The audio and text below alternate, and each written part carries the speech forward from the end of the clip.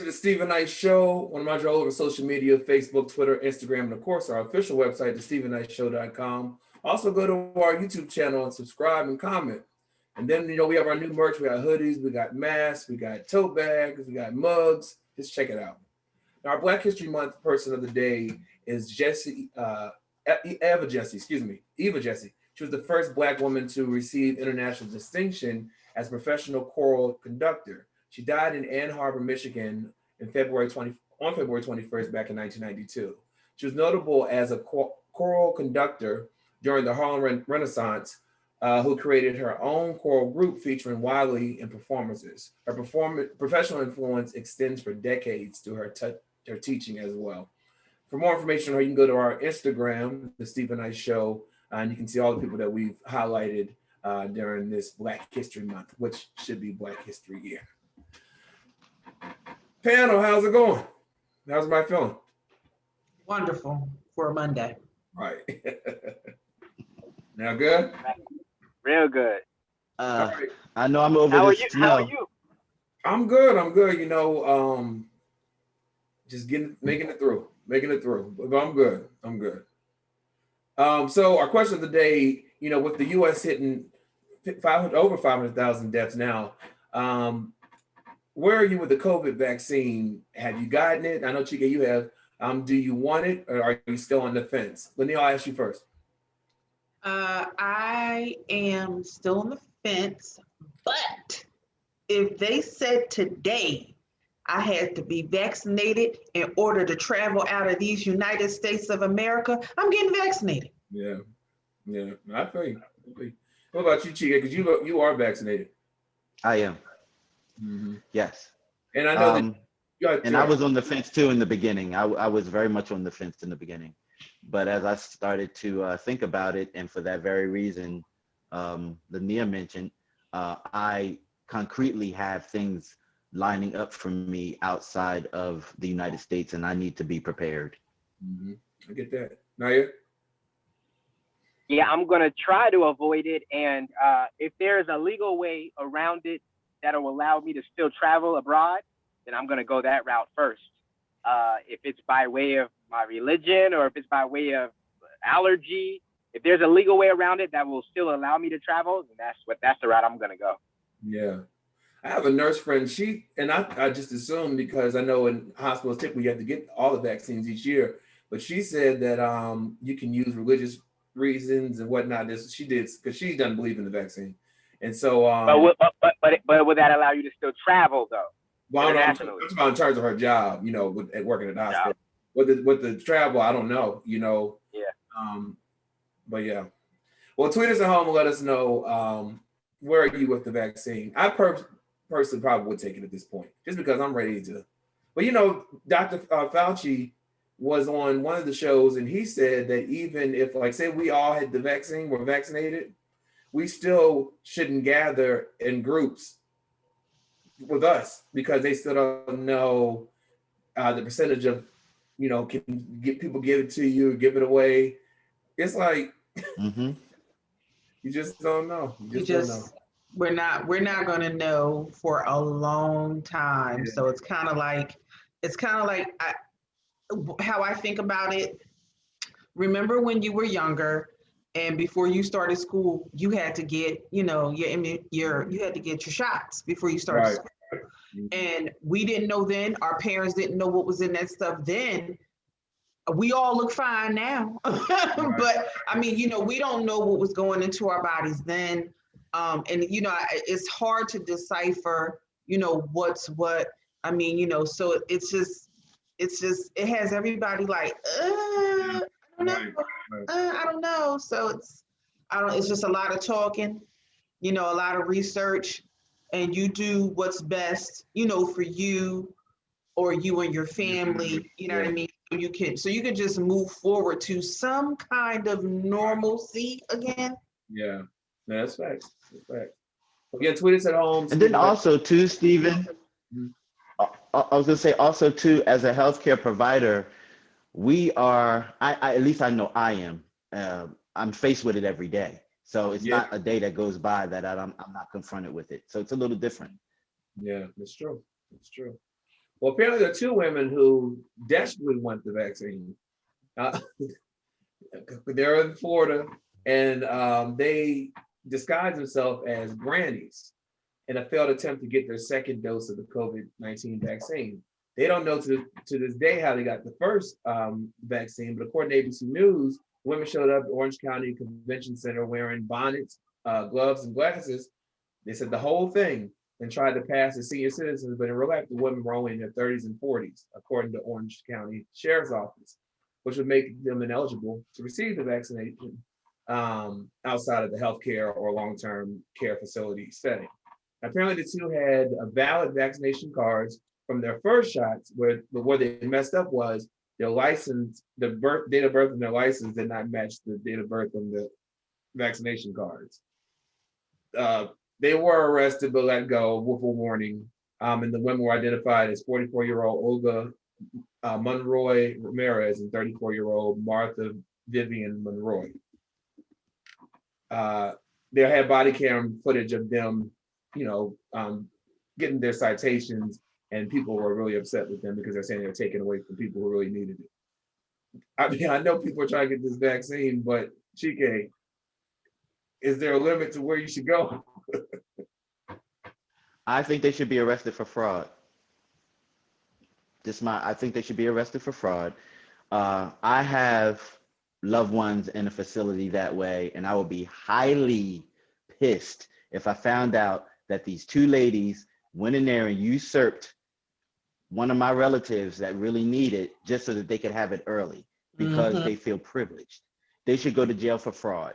And not only that, not only would they have usurped and circumvented someone from getting it, you also now wasted a dosage of the vaccine because now you can't get your second one. What, they're going to give it to you now just because you duped them and got the first one? No, you're going to jail and you don't get the second one, and you just wasted 2 doses of vaccination. You need to go to jail. 500,000 lives are lost. You need to go to jail. Nayyir? It just makes me think of those are the two that got caught. I'm sure a lot of other people got away with something similar, and a lot of people probably got paid to overlook birth dates and IDs and whatever. So those are two that we know about now, but I'm sure there are many more of those. Well, there was apparently people that are affluent, they were trying to pay to jump the line, to get it. Lynia, what are your thoughts on all this? This is not, it's not the first time, it's just, of course, they've been caught. There was a situation in Philadelphia, and it was an individual who started, I think it was a nonprofit organization surrounding COVID and in regards to getting vaccines. And he got arrested for taking the leftover vaccines and giving them to his friends. That's all that, yeah. So, I mean, and he didn't see anything wrong with that. Like, of course, you already know what color he was, but he didn't see anything wrong with it. And he was just like, well, they were getting ready to expire anyway, but that's not why you like started this whole thing. Like, you started it to be a helpmate, but when I tell you people are stupid, I don't care about it. They stupid. And he's like he has like a degree and yada, stupid. Yeah. Gave it all to his friends. Like, and they had to account for it. And they're like, well, we're arrested. I gave it to my friends. My friends. Right. Your friends. And he's like in his 20s. Oh, see. Chike, what's the name of I have a question. I have a question. Go ahead. When did that happen, Lynia? Well, we in February. Within the past month. Within the past month. Okay, so before that, there was an event held at a stadium in the Midwest somewhere. It was an event held in the Midwest, and they were giving out vaccinations for free. And then a snowstorm was coming, and they had to evacuate. The event was over, and they were on their way back to the home base. And the vaccination group was in a snowstorm on the highway. And they didn't want the vaccinations to go to waste, so they got out the cars and they started knocking on other car windows to give people the vaccination. And they did it right on the highway, knocking on the windows, asking people if they wanted the vaccination. They made the news. They were labeled as heroes. If he was trying to stop the vaccination from going bad, because they have to destroy it if it doesn't reach a human. They have to get rid of it because you can't use it. Right. If he did that in the sake of saving the vaccination, why is he in jail and those people are held as heroes? I don't think that There's one big difference. Because there's no trace contact, no contact tracing in regards to that. So I don't even consider them heroes. No, there is. No, there was. There was an ambulance, there was a doctor, there was all of that. I still don't figure that. There was all of that. They're not heroes to me though. Like that's still like not heroes to me. Well, you know, what's that actor, the Broadway star who passed away last year? The one who was in Hamilton. He was 41. He had just had a son. His wife is now on the talk. I think was his name Adam. I can't think of his name, but anyway. I know who you're talking about. I just can't think of it either. can't remember his name. Well, his wife. So she put on social media over the weekend that she got her first dosage on Friday, and she got some backlash. And she explained it on the show. She said that what happens is a lot of these facilities, because they do run out because some people don't come for their appointment and whatnot, they'll allow you to come there towards the end, and if they have some left over, then you can, so they won't have to throw them out. And so she said she drove 45 minutes with another friend of hers, and they were able to go get it. But she said she's prepared to turn around and whatnot. But she said that's something a lot of people don't know that you can do, because they do have to throw them out. So I think that they just need to do a better job of rolling this whole thing out so people aren't confused. They know if you want the vaccine, where to go and how to go about doing it. I mean, of course, they're getting them in the affluent areas very quickly and no problems. It's, more of the urban areas where you're not getting them, and it's a problem. So, we already know what that is. It's true. Well, an effort to ensure that Americans take the COVID-19 vaccine, popular grocery store chain Publix is going a step further to entice their employees to give them vaccination. According to recent reports, Publix is offering their 225,000 employees over $1,000 in gift cards if they agree to take the vaccine. According to CBS News reports, Publix is making it clear that having company employees take the COVID vaccine is the top priority. The company recently announced that they would give their 25,000 employees, 225,000, employees, $125 public gift card if they're willing to take the vaccination. But they're saying they're not requiring them to, but they think that'd be a good step in getting us close back to normal. They have stores in Georgia, Florida, North Carolina, South Carolina, and Virginia. And, President Joe Biden says that by the summer, they'll have over 600 million doses of vaccine that'll be available for Americans. Do you think this is a good idea to incentivize them to do it, or what are your thoughts on that, Lynia?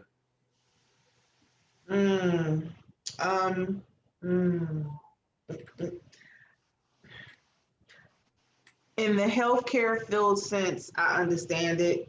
Anywhere else, because then you put people in a position to where some employers, especially private employers, may say, well, if you don't get vaccinated, you're not going to have no job.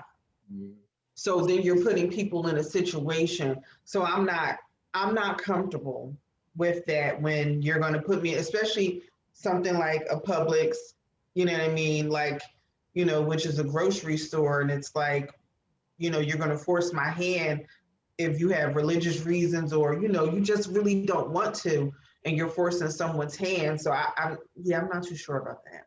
Yeah, but they're saying they're not requiring them to get it. They're just saying that, they would encourage them to. Nayyir, would encourage me to do nothing. Nayyir, what do you think about this? Yeah, I'm not, it's a smart tactic for sure, but I'm still, for me, there's nothing attractive about the vaccine personally. There's just nothing attractive. I understand that there are people that just have no choice, that feel they must take it. They have a choice, but I can understand the surrounding pressures and circumstances to make someone take it. But for me, I still feel like it's so much unknown about that vaccine. So I'm not in support of, I'm not against, but I'm not truly in support of making or pushing it on people that way. It is a smart tactic. You want people to do something, you offer money, but that's also a way that you kind of can, people are vulnerable right now. So if it's something that's bad for them and they're enticed by the money, later that $125 or whatever it is, it's not really worth it if something serious comes of this vaccine physically or health-wise for some individuals. I don't know. It's a smart tactic, but I'd probably pass, me personally, if I didn't have to at this time. Yeah. Chike? Again, I'm coming from a place where I was against it. But what I do see happening, and part of the reason why I decided to get it, is I believe there's going to be a soft squeeze on life. I think that in the future, you're going to be limited as to what you can do in society as it relates to the vaccine. It'll start off with, summertime's coming up, spring's coming up, it's going to get warm. Okay, you can eat outside, but if you're vaccinated, you can eat inside and enjoy the live band that's playing inside, or different seating on a plane. It's just going to be the soft squeeze first, and then they're going to see what they can get out of that. Just like it's a soft squeeze with this incentive. We're going to be nice. We're going to be soft to you at first, and then it's going to come the hard hit. You won't be able to do certain things, period, if you don't have the vaccine. I just see it coming. Yep. One of the key indicators to that for me was initially when I had the first shot, they had a card from the CDC and it has my name and my birth date and my social security number and the vaccination date and what type of vaccine I had. Sir, make sure that you keep this because you're going to need this to show proof that you had the vaccine. That was enough for me right there. Yeah. No, I agree with you. I think they are going to start requiring it for certain activities they're doing, like travel. And I think it's one country already requiring for you to come into their country, you have to have the vaccine or whatever airline or something like that. But guess we'll see what happens. It's definitely 2021 now, so we'll see what happens. But let's take a quick break. We'll come back with a few more hot topics right back after this.